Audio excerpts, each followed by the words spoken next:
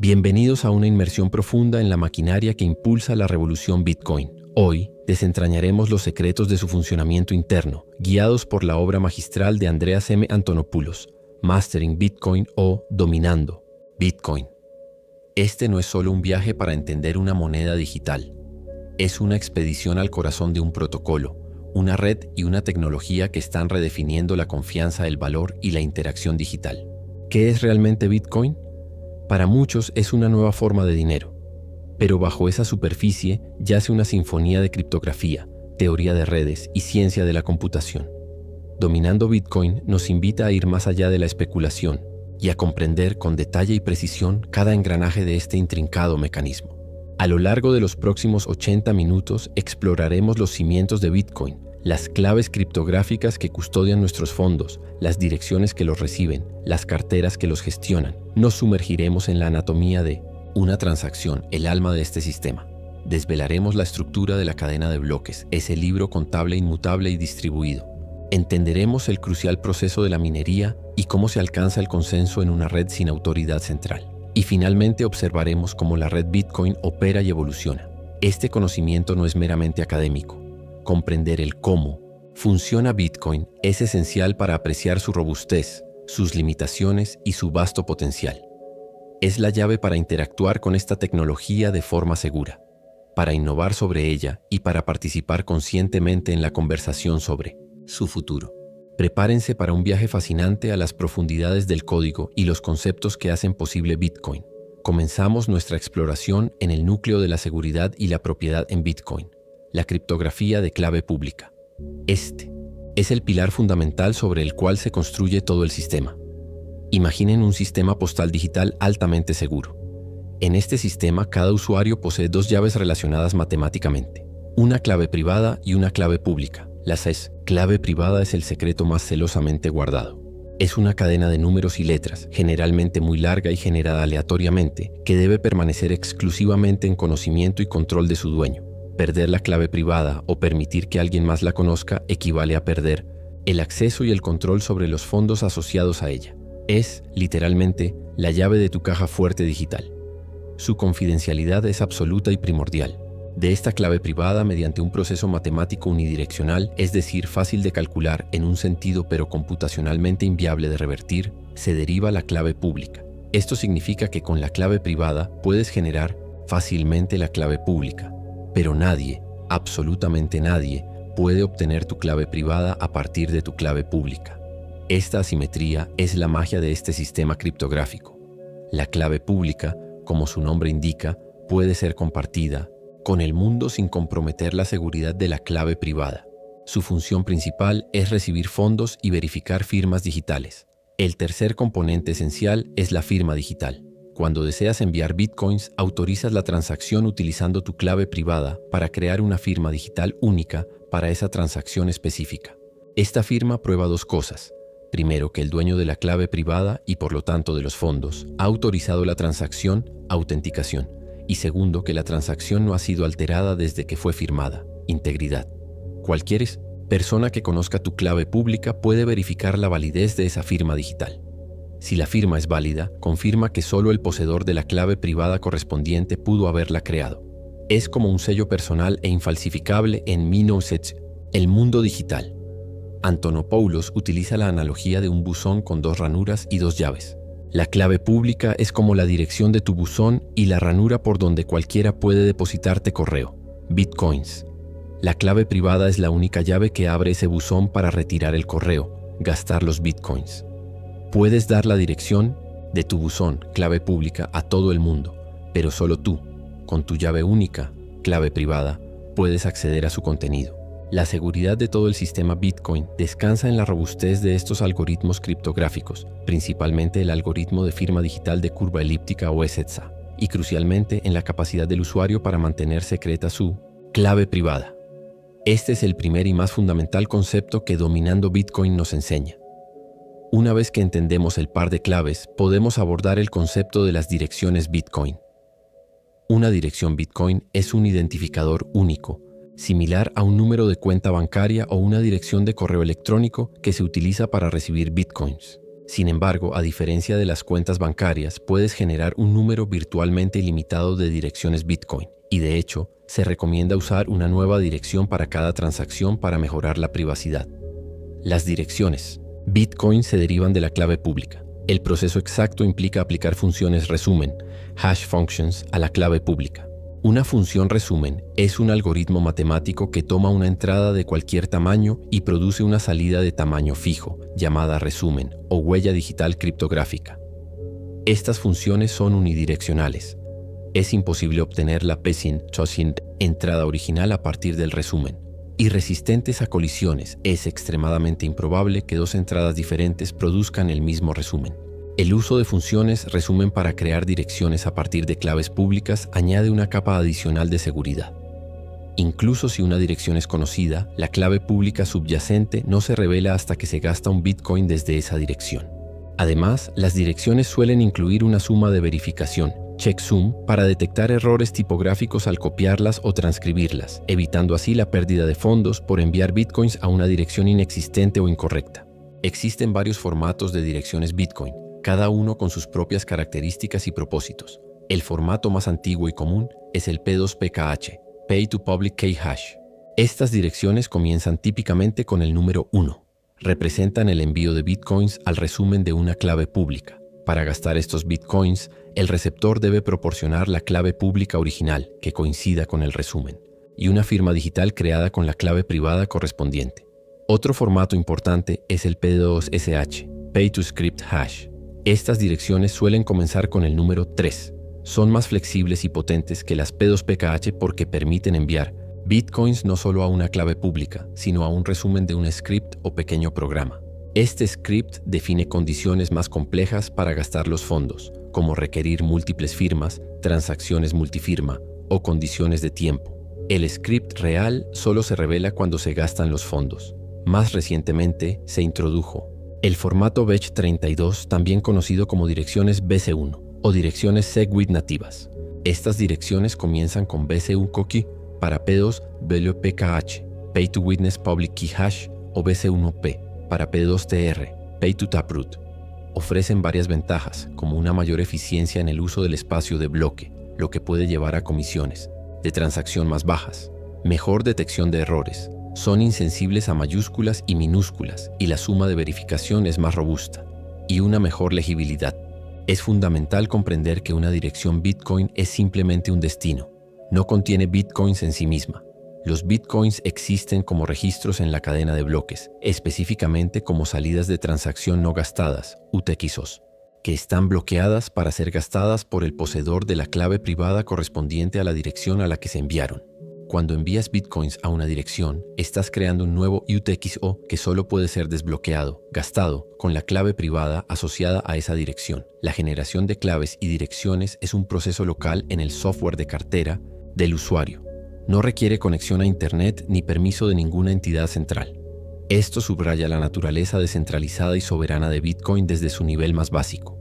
Con una comprensión de las claves y las direcciones, el siguiente paso lógico es explorar las carteras Bitcoin, también conocidas como monederos electrónicos.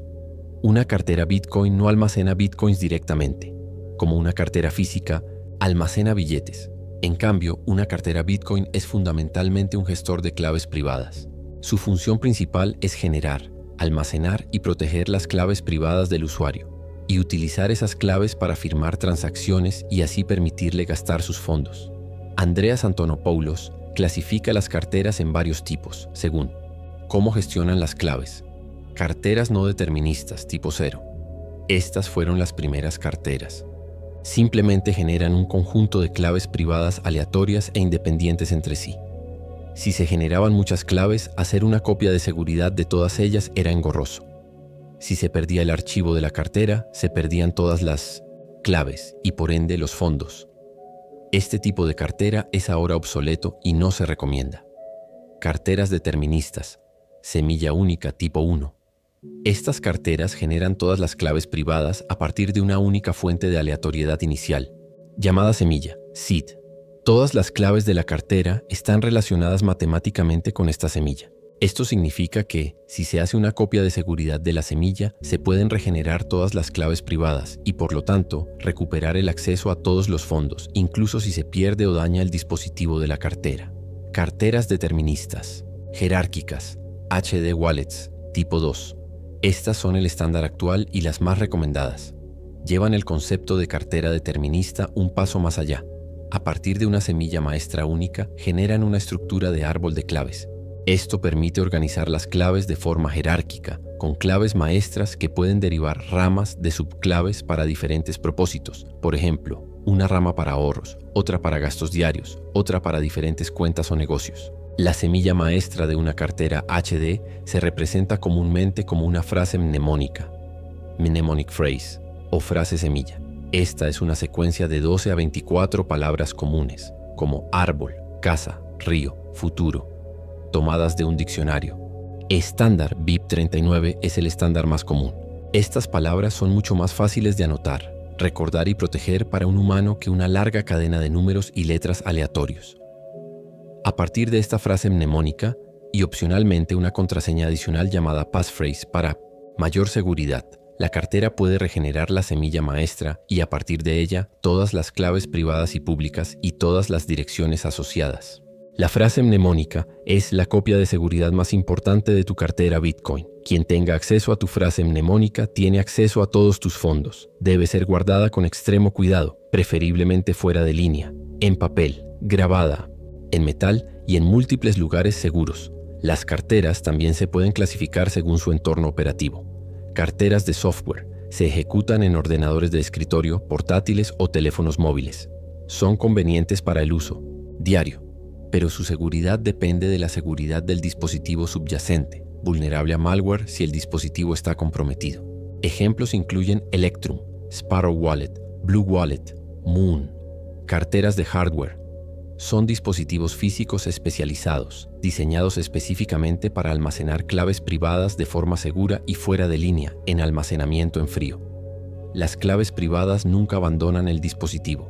Cuando se necesita firmar una transacción, la transacción se envía al dispositivo, se firma internamente y solo la firma se envía de vuelta al ordenador o teléfono conectado. Esto proporciona un alto nivel de seguridad contra malware y ataques.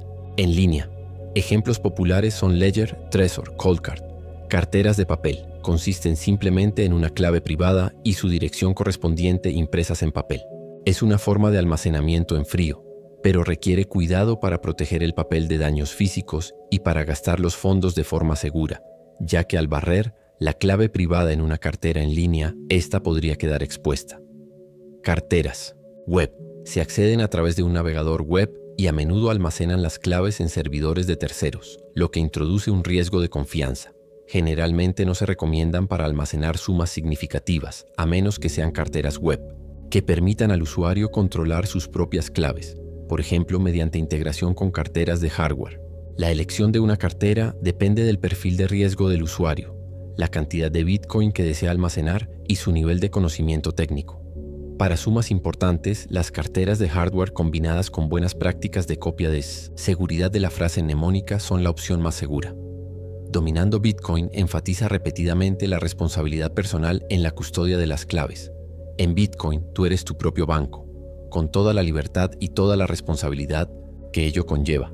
Ahora que hemos cubierto las claves, direcciones y carteras, es momento de sumergirnos en el elemento vital del sistema Bitcoin, las transacciones. Una transacción de Bitcoin es en esencia una transferencia de valor de Bitcoin de una o más fuentes, entradas a uno o más destinos, salidas, registrada en la cadena de bloques.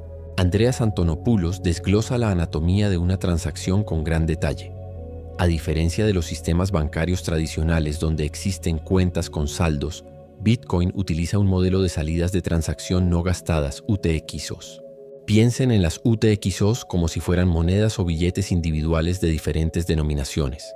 Cuando recibes Bitcoins, en realidad estás recibiendo una o más UTXOs que están bloqueadas para ti, específicamente para la clave privada, asociada a la dirección a la que se enviaron. Cada transacción de Bitcoin se compone de entradas, inputs. Las entradas de una transacción especifican qué UTXOs previas se van a gastar. Cada entrada debe hacer referencia a una UTXO existente, identificada por el resumen de la transacción anterior donde se creó y su índice dentro de esa transacción, y proporcionar una prueba de propiedad, que es la firma digital creada con la clave privada correspondiente a la dirección que controla esa UTXO. Una transacción puede tener múltiples entradas, lo que significa que está gastando o combinando varias UTXOs, como juntar varias monedas y billetes para hacer un pago. Salidas, outputs. Las salidas de una transacción especifican a dónde van los bitcoins y en qué cantidad. Cada salida define una cantidad de bitcoin y unas condiciones de gasto, generalmente una dirección bitcoin a la que se envían los fondos. Cuando una transacción se confirma, sus salidas se convierten en nuevas UTXOs que pueden ser gastadas en futuras transacciones por los nuevos propietarios. Una transacción típica tiene al menos dos salidas, una para el destinatario del pago y otra, si es necesario, para el cambio o vuelto que regresa al remitente. Por ejemplo, si tienes una UTXO de 1 BTC y quieres enviar 0.3 BTC a alguien, tu transacción tendrá una entrada, tu UTXO de 1 BTC, y dos salidas, una de 0.3 BTC para el destinatario y otra de aproximadamente 0.7 BTC, menos la comisión de transacción, que vuelve a una de tus propias direcciones como una nueva UTXO. No se puede gastar parcialmente una UTXO. Se consume por completo en una entrada y se crea nuevo cambio como una nueva UTXO. Metadatos de la transacción. Incluyen información como la versión de la transacción, un tiempo de bloqueo, lock time, que puede especificar la primera vez que una transacción puede ser añadida a un bloque, y otros detalles. Para que una transacción sea válida, las entradas deben hacer referencia a UTXOs válidas y no gastadas. Cada entrada debe estar correctamente firmada con la clave privada correspondiente. La suma total de los valores de las entradas debe ser mayor o igual a la suma total de los valores de las salidas. La diferencia entre la suma de las entradas y la suma de las salidas constituye la comisión de transacción, transaction fee. Esta comisión no se especifica explícitamente, sino que es implícita. Es lo que sobra después de asignar los fondos a las salidas. Los mineros recogen estas comisiones como incentivo adicional para incluir la transacción en un bloque. El lenguaje de programación subyacente que define las condiciones para gastar una UTXO se llama script. Cada UTXO tiene un script de bloqueo, locking script, comúnmente llamado script pop key, que especifica las condiciones que deben cumplirse para gastarla. Cuando se crea una entrada para gastar esa UTXO, se proporciona un script de desbloqueo, unlocking script, comúnmente llamado script seek, o en el caso de SegWit, los datos witness, que contiene los datos como una firma digital y una clave pública que satisfacen las condiciones del script pop key. Por ejemplo, en una transacción P2PKH común, el script pop key dice esencialmente: para gastar esta UTXO, debes demostrar que eres el dueño de la clave pública cuyo resumen es X, proporcionando la clave pública original y una firma válida, creada con la clave privada correspondiente. El script seek o witness proporciona esa clave pública y esa firma. El ciclo de vida de una transacción es el siguiente: creación. El software de cartera del remitente crea la transacción, seleccionando las UTXOs a gastar, definiendo las salidas y calculando la comisión. Firma. La cartera utiliza la S, clave es S, privadas del remitente para firmar digitalmente cada entrada de la transacción. Propagación. La transacción firmada se transmite a la red Bitcoin de nodo a nodo. Validación y mempool. Los nodos de la red validan la transacción según las reglas del protocolo. Si es válida, la añaden a su mempool, piscina de memoria, que es un área de espera para transacciones no confirmadas. Inclusión en un bloque. Minería. Los mineros seleccionan transacciones de su mempool, generalmente priorizando las que pagan comisiones más altas, y las incluyen en un nuevo bloque que están intentando añadir a la cadena de bloques. Confirmación. Una vez que un bloque que contiene la transacción es minado y añadido a la cadena de bloques, la transacción recibe su primera confirmación. A medida que se añaden más bloques encima de ese bloque, la transacción acumula más confirmaciones, volviéndose cada vez más irreversible. Se suelen considerar seguras las transacciones con 6 o más confirmaciones. Las comisiones de transacción son un aspecto crucial. No son fijas, sino que operan en un mercado. Los usuarios que desean que sus transacciones se confirmen más rápidamente pueden optar por pagar comisiones más altas para incentivar a los mineros a incluirlas prioritariamente. El tamaño de la transacción en bytes, no el valor en Bitcoin, es el principal factor que determina la comisión necesaria.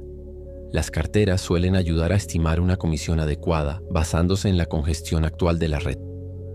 Comprender las UTXOs, las entradas, las salidas y las comisiones es fundamental para usar Bitcoin de manera efectiva y para entender cómo fluye el valor a través del sistema. Una vez que las transacciones son creadas, firmadas y propagadas, encuentran su lugar permanente en la cadena de bloques, blockchain. La cadena de bloques es el gran libro contable público, distribuido y cronológicamente ordenado de Bitcoin. Es una estructura de datos compartida que todos los nodos completos de la red mantienen y validan de forma independiente. Su integridad y seguridad son la base de la confianza en Bitcoin, ya que garantiza que las transacciones sean permanentes e inalterables una vez confirmadas. Como su nombre indica, la cadena de bloques está compuesta por una secuencia de bloques, donde cada bloque contiene un conjunto de transacciones confirmadas. Estos bloques están enlazados entre sí en orden cronológico mediante criptografía, formando una cadena. Cada bloque en la cadena de bloques de Bitcoin consta de dos partes principales. La cabecera del bloque, block header. Esta es una sección de tamaño fijo, 80 bytes, que contiene metadatos importantes sobre el bloque. Incluye versión, un número de versión del bloque para seguimiento de actualizaciones del protocolo. Resumen del bloque anterior, previous, block hash. Esta es la huella digital criptográfica, SHA-256, aplicado 2 veces, de la cabecera del bloque inmediatamente anterior en la cadena. Es este enlace el que crea la cadena. Si se intentara modificar un bloque anterior, su resumen cambiaría, lo que invalidaría el enlace en el bloque siguiente, y así sucesivamente, rompiendo toda la cadena posterior. Raíz de Merkle, Merkle Root. Es un resumen único que representa todas las transacciones incluidas en este bloque. Se calcula organizando todas las transacciones en una estructura de árbol llamada árbol de Merkle, y luego resumiendo recursivamente los pares de resúmenes hasta obtener un único resumen raíz. Esto permite verificar de manera eficiente si una transacción específica está incluida en el bloque sin necesidad de descargar todas las transacciones del bloque. Marca de tiempo, timestamp. Una marca de tiempo Unix aproximada que indica cuándo fue creado el bloque. Bits, objetivo de dificultad. Un valor que codifica el objetivo de dificultad que los mineros debían alcanzar para que este bloque fuera considerado válido. Este objetivo se ajusta periódicamente para mantener el tiempo promedio de generación de bloques en torno a los 10 minutos. Nonce, número usado una sola vez. Un contador que los mineros incrementan repetidamente mientras buscan un resumen de cabecera de bloque que cumpla con el objetivo de dificultad, es decir, que sea menor o igual al objetivo. Es el valor que los mineros varían para resolver la prueba de trabajo. La lista de transacciones. Esta es la carga útil del bloque, que contiene todas las transacciones que han sido confirmadas e incluidas en este bloque. La primera transacción en cada bloque es una transacción especial llamada transacción de 1900 Coinbase, que crea nuevos bitcoins, la recompensa por bloque, y los asigna al minero que exitosamente minó el bloque, junto con todas las comisiones de las transacciones incluidas. El árbol de Merkle es una estructura de datos particularmente ingeniosa. Para construirlo, se toma el resumen de cada transacción individual en el bloque. Luego, estos resúmenes se agrupan en pares y se calcula el resumen de cada par concatenado. Este proceso se repite resumiendo los resúmenes de nivel inferior, hasta que solo queda un único resumen en la cima del árbol, la raíz de Merkle. Esta estructura tiene varias ventajas. Eficiencia. Permite verificar la inclusión de una transacción en un bloque de forma muy eficiente. Un nodo ligero, que no almacena toda la cadena de bloques, solo necesita la cabecera del bloque y una pequeña rama de Merkle, la secuencia de resúmenes necesarios, para probar que una transacción específica está contenida en ese bloque. Integridad. Cualquier cambio en cualquiera de las transacciones del bloque alteraría su resumen, lo que a su vez alteraría los resúmenes superiores en el árbol de Merkle, y finalmente cambiaría la raíz de Merkle en la cabecera del bloque. Esto haría que el bloque fuera inválido.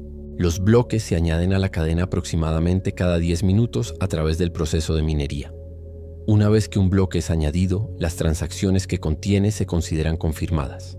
Cuantos más bloques se añaden después de un bloque específico, más profundamente enterrada y más segura se vuelve esa información, ya que modificarla requeriría una cantidad prohibitiva de trabajo computacional para rehacer todos los bloques posteriores. La cadena de bloques es la fuente de verdad en Bitcoin.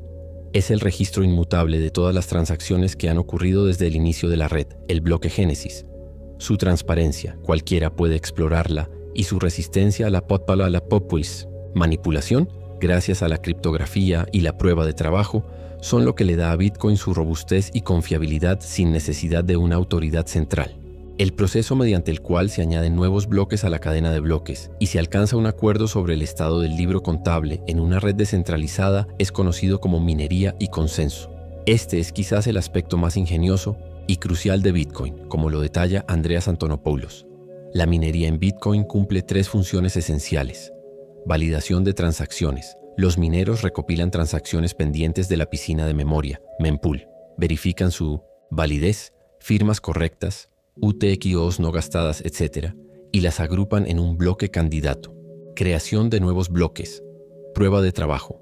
Para que un bloque candidato sea aceptado por la red, el minero debe realizar una prueba de trabajo, Proof of Work PW. Esto implica encontrar un valor, el nonce en la cabecera del bloque, tal que cuando la cabecera del bloque se procesa con la función resumen SHA-256 aplicada 2 veces, el resultado sea un número menor que un cierto objetivo de dificultad. Este objetivo es un número muy pequeño, por lo que la probabilidad de encontrar un nonce válido en un solo intento es minúscula. Los mineros deben probar miles de millones o billones de nonces por segundo, utilizando hardware especializado, ASICs, circuitos integrados de aplicación específica, en una especie de lotería computacional. El primer minero que encuentra una solución válida gana el derecho de añadir su bloque a la cadena. Aseguramiento de la red. La prueba de trabajo hace que sea extremadamente costoso en términos de hardware y electricidad crear bloques válidos. Para atacar la red, por ejemplo, intentando revertir transacciones, un ataque de doble gasto, un atacante necesitaría rehacer la prueba de trabajo no solo del bloque que quiere alterar, sino de todos los bloques posteriores y hacerlo más rápido que el resto de la red honesta. Esto requeriría controlar una mayoría del poder de cómputo total de la red, un ataque del 51%, lo cual es prohibitivamente caro para una red del tamaño de Bitcoin. El incentivo para que los mineros realicen este costoso trabajo proviene de 2 fuentes. La recompensa por bloque, Block Reward. El minero que exitosamente mina un bloque recibe una cantidad predeterminada de Bitcoins recién creados. Esta es la transacción de Coinbase. La recompensa comenzó en 50 BTC por bloque en 2009 y se reduce a la mitad aproximadamente cada 4 años, cada 210.000 bloques, en un evento llamado halving. Esta es la única forma en que se crean nuevos Bitcoins, y es como la oferta monetaria de Bitcoin se introduce gradualmente en el sistema hasta alcanzar el límite de 21 millones. Las comisiones de transacción, transaction fees. Los mineros también recogen todas las comisiones de las transacciones que incluyen en su bloque. A medida que la recompensa por bloque disminuye con el tiempo, se espera que las comisiones de transacción se conviertan en el principal incentivo para los mineros. Un mecanismo clave es el ajuste de dificultad. El protocolo de Bitcoin está diseñado para que se mine un nuevo bloque aproximadamente cada 10 minutos independientemente de cuánta potencia de cómputo, hash rate, se dedique a la red globalmente. Para lograr esto, la dificultad de la prueba de trabajo, es decir, cuán pequeño debe ser el resumen objetivo, se ajusta automáticamente cada 2016 bloques, aproximadamente cada 2 semanas. Si los bloques se han estado minando más rápido, de 10 minutos en promedio, la dificultad aumenta. Si se han estado minando más lento, la dificultad disminuye. Esto asegura una emisión de moneda predecible y una cadencia constante de confirmaciones. El consenso de Nakamoto es el proceso mediante el cual los nodos de la red Bitcoin se ponen de acuerdo sobre cuál es la versión correcta y única de la cadena de bloques. Dado que la red es descentralizada y las comunicaciones pueden tener retrasos, es posible que 2 mineros encuentren un bloque válido casi al mismo tiempo, creando una bifurcación temporal en la cadena. Los nodos siguen la regla de la cadena más larga con más prueba de trabajo acumulada es la válida. Cuando se mina el siguiente bloque, es más probable que se construya sobre una de las ramas de la bifurcación. Esa rama se vuelve más larga y los nodos que seguían la otra rama la abandonarán y adoptarán la nueva cadena más larga. Las bifurcaciones temporales suelen resolverse rápidamente en 1 o 2 bloques. Este mecanismo de consenso es una solución al problema de los generales bizantinos, un problema clásico en la ciencia de la computación que se pregunta cómo un grupo de generales, nodos, que deben coordinar un ataque pueden llegar a un acuerdo confiable sobre un plan si algunos de ellos podrían ser traidores, nodos maliciosos o defectuosos, y los canales de comunicación no son perfectos. Bitcoin lo resuelve haciendo que proponer un plan, un bloque, sea costoso, prueba de trabajo, y recompensando la honestidad. La cadena más larga es la que representa el mayor esfuerzo honesto. La minería y el consenso son, por lo tanto, el motor que impulsa Bitcoin, asegurando su integridad, su ritmo y su continua operación sin necesidad de una entidad coordinadora central. Es un sistema de incentivos económicos y pruebas criptográficas elegantemente entrelazados. Habiendo explorado los componentes individuales, es importante entender cómo interactúan dentro de la red Bitcoin. La red Bitcoin es una colección global de ordenadores, nodos, que ejecutan el software de Bitcoin y se comunican entre sí siguiendo las reglas del protocolo. Es una red de igual a igual, P2P, lo que significa que no hay servidores centrales. Los nodos se conectan y comparten información directamente. Existen diferentes tipos de nodos en la red Bitcoin, cada uno con roles y responsabilidades distintas. Nodos completos, full nodes. Estos son la columna vertebral de la red. Un nodo completo descarga y almacena una copia completa de toda la cadena de bloques, o al menos desde un punto de control validado. Validan de forma independiente cada transacción y cada bloque según las reglas de consenso de Bitcoin. Por ejemplo, verificando firmas, asegurándose de que las UTXOs no estén gastadas, comprobando la prueba de trabajo de los bloques. Rechazan cualquier transacción o bloque que no cumpla con las reglas. Al hacerlo, los nodos completos hacen cumplir las reglas del protocolo y garantizan la integridad de la red. También participan en la propagación de transacciones y bloques a otros nodos. Ejecutar un nodo completo es una forma de participar en la red con la máxima soberanía y seguridad, ya que no se depende de terceros para verificar la información. Nodos ligeros o clientes SPV, Simplified Payment Verification. Estos nodos no almacenan una copia completa de la cadena de bloques. En su lugar, descargan solo las cabeceras de los bloques. Para verificar una transacción, utilizan un método llamado verificación simplificada de pagos, SPV, que se basa en la raíz de Merkle de la cabecera del bloque y una rama de Merkle proporcionada por un nodo completo para probar que una transacción está incluida en un bloque. Los nodos ligeros dependen de nodos completos para obtener información sobre transacciones y bloques, lo que introduce un cierto grado de confianza y reduce la privacidad en comparación con ejecutar un nodo completo. Son comunes en carteras móviles y de escritorio que necesitan ser rápidas y no consumir demasiados recursos. Nodos mineros. Son nodos, generalmente completos o conectados a uno, que también realizan la función de minería, es decir, intentan crear nuevos bloques mediante la prueba de trabajo. Hoy en día, la minería es una actividad altamente especializada que requiere hardware ASIC costoso y acceso a electricidad barata, por lo que la mayoría de los mineros operan en grandes centros de datos o se unen a grupos de minería, mining pools, para compartir recursos y recompensas. El proceso de descubrimiento de pares es como un nuevo nodo encuentra otros nodos a los que conectarse cuando se une a la red por primera vez. Suele comenzar con una lista de nodos semilla, direcciones IP de nodos completos conocidos y estables, a menudo codificadas en el software de Bitcoin. Una vez conectado a estos, el nodo puede solicitar listas de otros pares activos en la red, construyendo gradualmente su propia lista de conexiones. La propagación de transacciones y bloques es fundamental. Cuando un usuario crea una transacción, su cartera la envía a los nodos a los que está conectada. Estos nodos la validan y, si es válida, la retransmiten a sus pares y así sucesivamente hasta que se propaga por toda la red. De manera similar, cuando un minero encuentra un nuevo bloque, lo anuncia a sus pares, quienes lo validan y lo propagan. El objetivo es que toda la red converja rápidamente en una visión consistente de las transacciones pendientes y la cadena de bloques actualizada.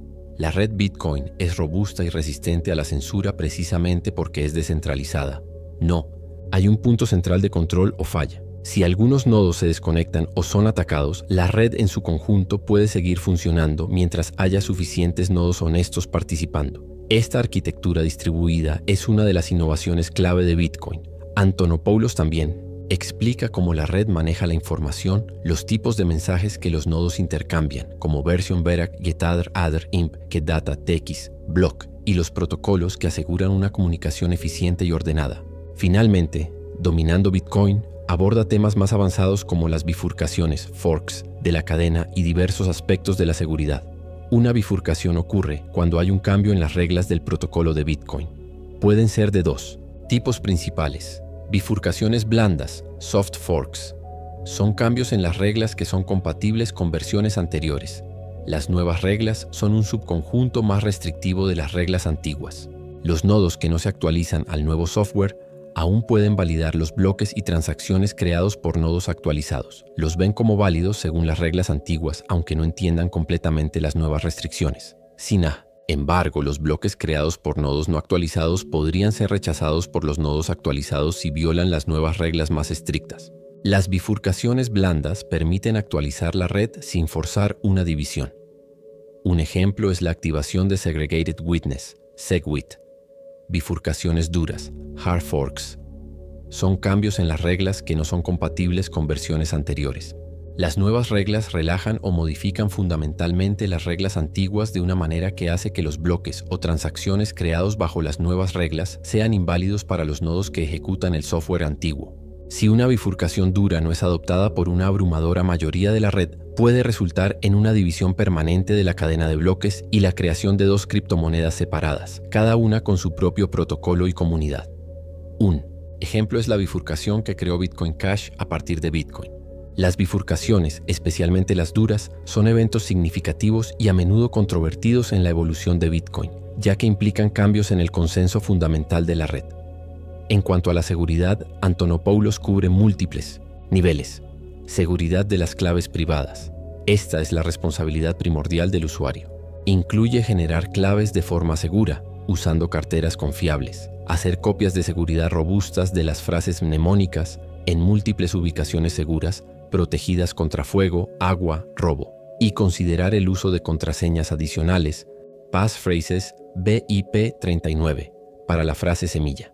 También implica proteger los dispositivos donde se usan las carteras contra malware y ataques de phishing, seguridad de las transacciones, esperar suficientes confirmaciones, generalmente 6 o más, para transacciones de alto valor, antes de considerar un pago como final e irreversible, entender las comisiones de transacción para asegurar una confirmación oportuna. Seguridad de la red. Esta se basa en la descentralización de los nodos completos y el poder de minería, así como en la robustez del algoritmo de prueba de trabajo. Un ataque del 51% es la principal amenaza teórica a nivel de red, pero es extremadamente costoso y difícil de ejecutar con éxito contra Bitcoin. Privacidad. Bitcoin no es anónimo por defecto, sino seudónimo. Todas las transacciones son públicas en la cadena de bloques. Si una dirección se vincula a una identidad del mundo real, todas las transacciones asociadas a esa dirección pueden ser rastreadas. Para mejorar la privacidad, se recomienda usar una nueva dirección para cada transacción, evitar la reutilización de direcciones y considerar técnicas más avanzadas como CoinJoin, mezcla de transacciones o el uso de la red relámpago para transacciones más pequeñas y privadas. Dominando Bitcoin proporciona una guía exhaustiva sobre estas consideraciones, equipando al lector con el conocimiento para interactuar con Bitcoin de una manera más segura e informada. Y así, hemos completado nuestro recorrido por los intrincados mecanismos de Bitcoin, tal como los desvela Andreas M. Antonopoulos en Dominando Bitcoin. Hemos viajado desde los fundamentos de la criptografía de clave pública, que otorgan soberanía sobre nuestros activos digitales, hasta la compleja danza de la minería y el consenso que asegura la integridad de la red global. Hemos visto cómo las direcciones actúan como faros para recibir valor, cómo las carteras son guardianes de nuestras llaves secretas y cómo las transacciones, con sus entradas y salidas de UTXOs, tejen la tela misma del intercambio de valor. La cadena de bloques se nos ha revelado como un monumental libro de historia, inmutable y transparente, donde cada bloque es un testimonio del ingenio humano. Bitcoin emerge no solo como una moneda, sino como un sistema de confianza distribuida, una plataforma para la innovación financiera y una herramienta para la autonomía individual. Su arquitectura, una elegante fusión de múltiples disciplinas, está diseñada para la resiliencia, la transparencia y la resistencia a la censura. Comprender sus engranajes internos, como hemos intentado hacer hoy, nos permite apreciar la profundidad de esta invención y su potencial para seguir evolucionando y desafiando los paradigmas establecidos. El viaje del conocimiento en el universo. Bitcoin es continuo, y cada capa de comprensión nos acerca más a dominar no solo la tecnología, sino también las implicaciones que conlleva para nuestro futuro. La obra de Antonopoulos es una invitación constante a explorar, a preguntar y a aprender. Y es con ese espíritu de curiosidad insaciable que concluimos esta inmersión, esperando haber encendido una chispa para vuestras propias exploraciones en el fascinante mundo de Bitcoin. Si deseas seguir explorando temas como este y profundizar en el universo de Bitcoin y las tecnologías de contabilidad distribuida, te invito a suscribirte a nuestro canal para no perderte futuras entregas.